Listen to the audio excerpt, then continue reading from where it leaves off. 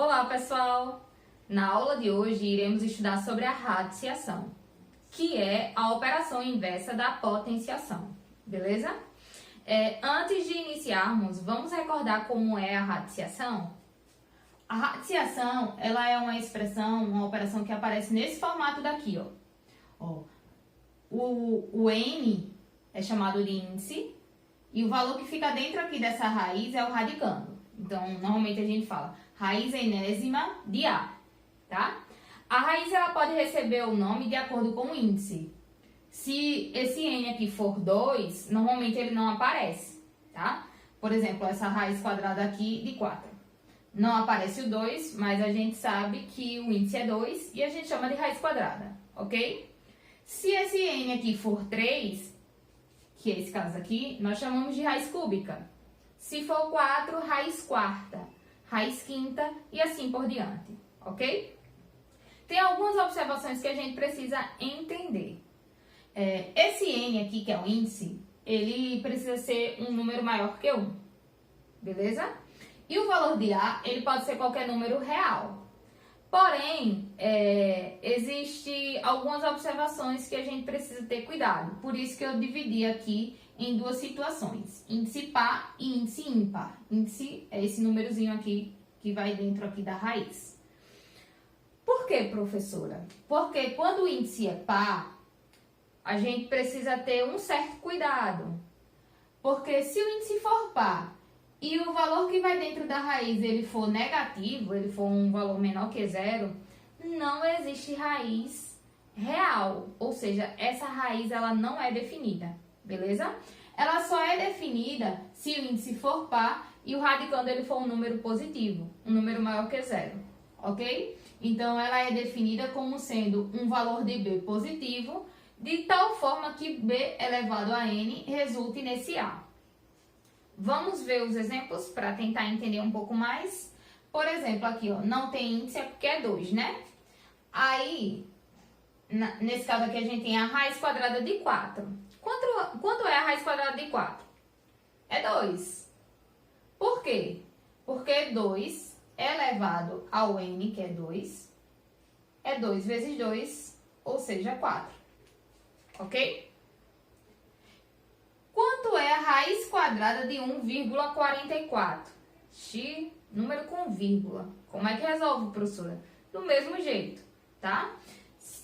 Se você quiser, você pode simplificar ou transformar esse valor decimal em fração. Vou responder de duas formas.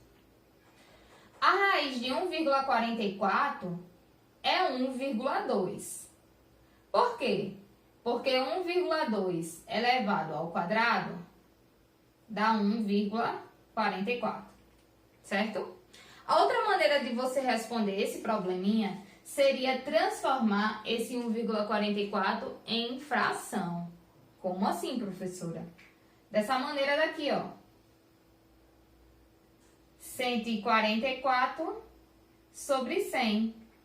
Já que 1,44 possui duas casas após a vírgula, e depois disso você calcula a raiz. A raiz quadrada de 144 é 12, né? Por quê? 12 vezes 12 dá 144. E a raiz quadrada de 100 é 10. Logo, o resultado é 1,2, ou 12 sobre 10. Beleza? Então, você tem essas duas formas de resolver aí quando o número é decimal. Eu prefiro transformar o número decimal em fração, principalmente se for uma dízima. Continuando aqui, ó, raiz quarta de 16. Raiz quarta de 16, você deve pensar em um número que quando a gente multiplica ele 4 vezes, dá 16. Quem é esse número? 2. Por quê? Porque 2 elevado à quarta é 2 vezes 2 vezes 2 vezes 2, que dá 16. Beleza? E a raiz quadrada de menos 4? Raiz quadrada de menos 4, ela não existe no conjunto dos números reais. Ela não está definida. Não está definida nenhuma raiz de índice par de um número aqui que seja negativo. Por que, professora, não está definida?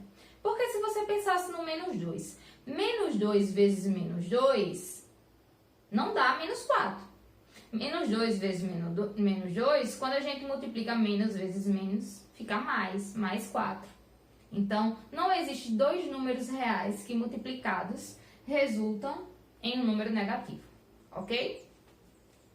Continuando aqui, já se o índice ele for ímpar, a raiz enésima de A vai ser um valor B, de tal forma que B é elevado a N de A. Basicamente é a mesma ideia, tá?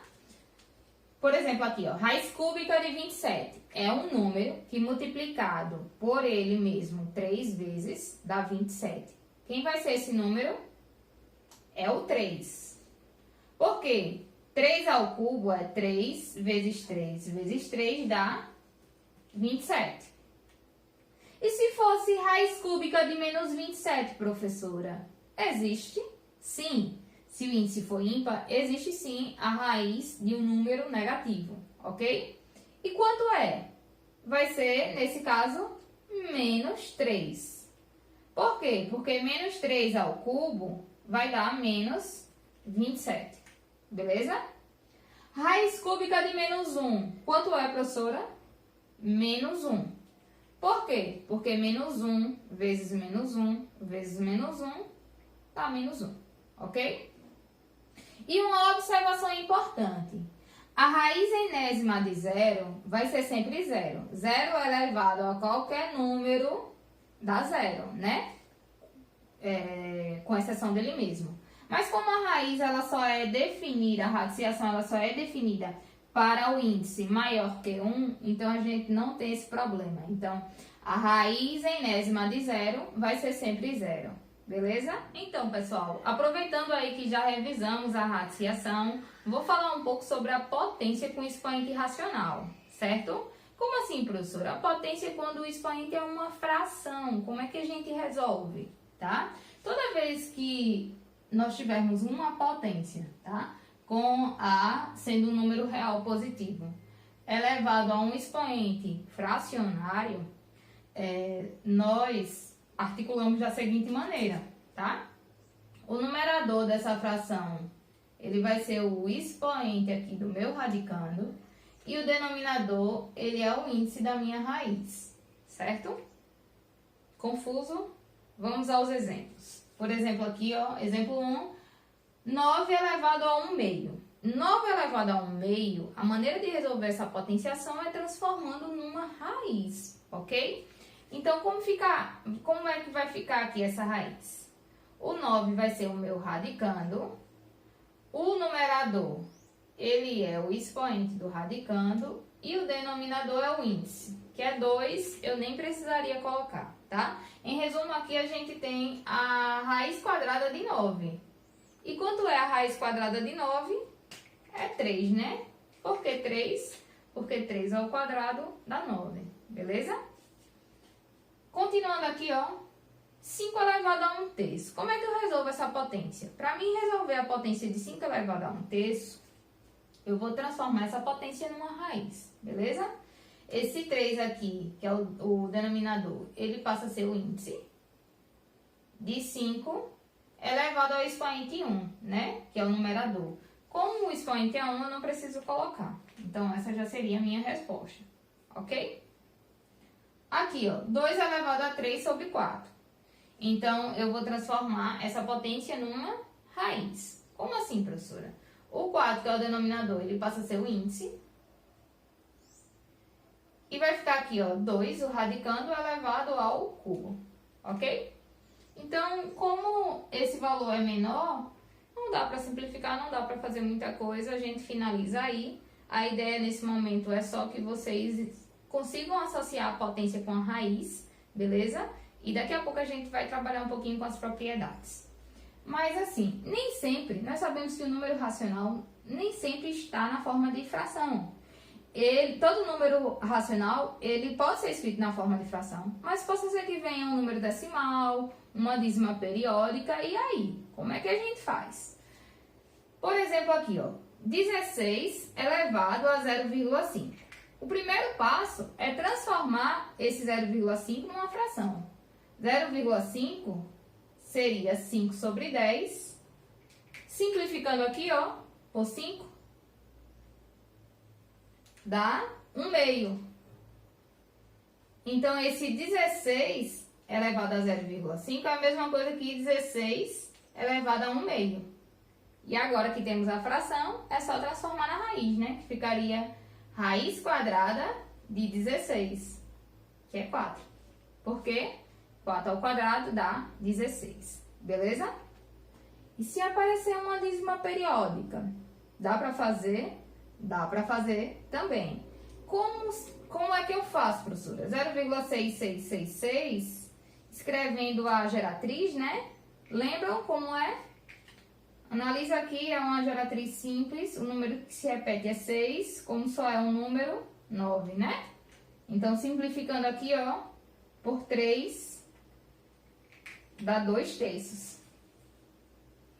Então, aqui ficaria a mesma coisa que 7 elevado a 2 terços. E transformando essa potência numa raiz, nós temos raiz cúbica de 7 ao quadrado. Tranquilo? Nesse momento, eu quero apenas que você associe a radiciação à potenciação. Principalmente a potência com expoente racional. Ok?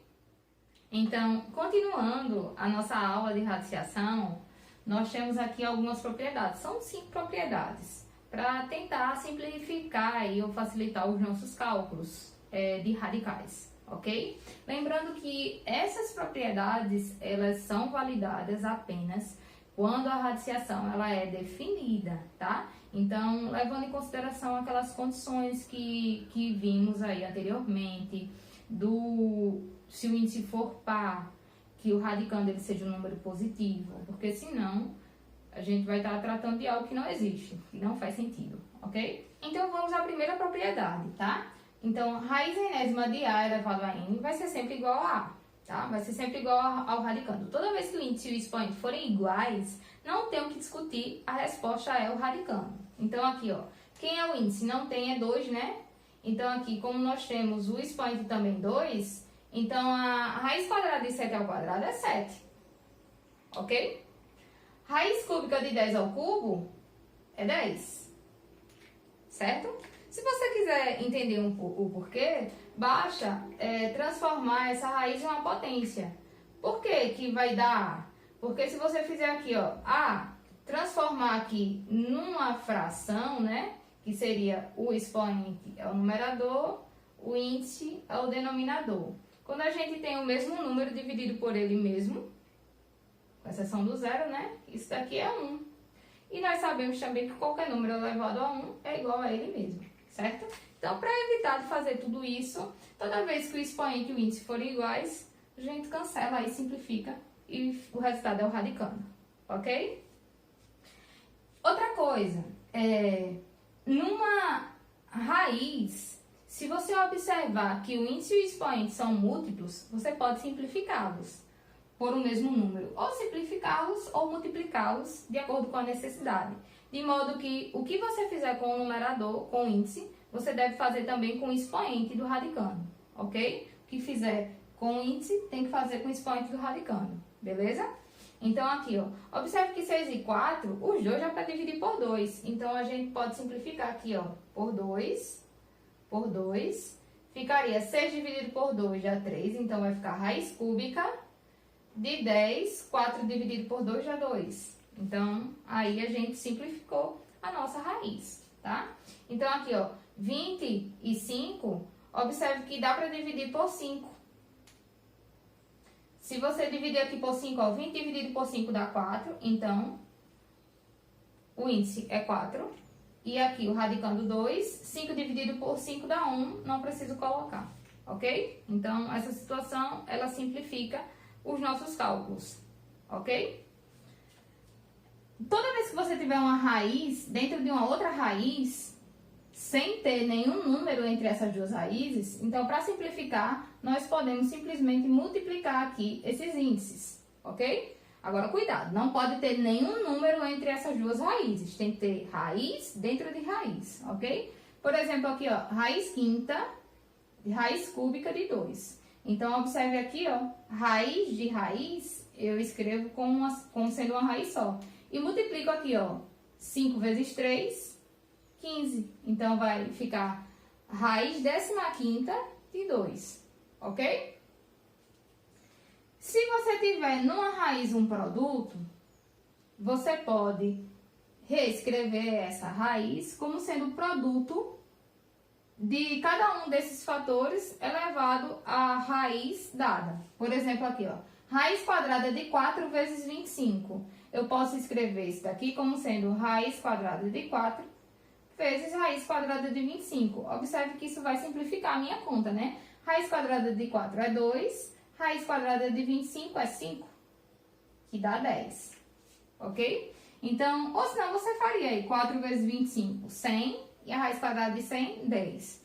Em algumas situações vai ser mais fácil para a gente simplificar, principalmente quando a gente tem um número grande, né? Então, fazendo isso daqui, a gente consegue resolver mais rapidamente, ou pelo menos utilizando aí o cálculo mental, ok? O mesmo serve quando você tiver uma divisão aqui, ó, raiz enésima de A sobre B. Você pode reescrever essa raiz como sendo raiz enésima de A dividido pela raiz enésima de B, ok? Como assim, professora? Olha aqui o exemplo. Raiz quadrada de 25 sobre 9. Então, você pode reescrever como sendo raiz quadrada de 25 sobre a raiz quadrada de 9. E aqui, ó, raiz quadrada de 25 é 5 e a raiz quadrada de 9 é 3. Então, sabendo dessas propriedades, nós conseguimos facilitar muito as nossas contas. E muitas das vezes nós acabamos utilizando essa propriedade mentalmente sem precisar escrever, tá? Então, é interessante que vocês tentem memorizar essas propriedades para aplicar aí nas continhas de radiciação que tivermos pela frente, beleza? Até mais!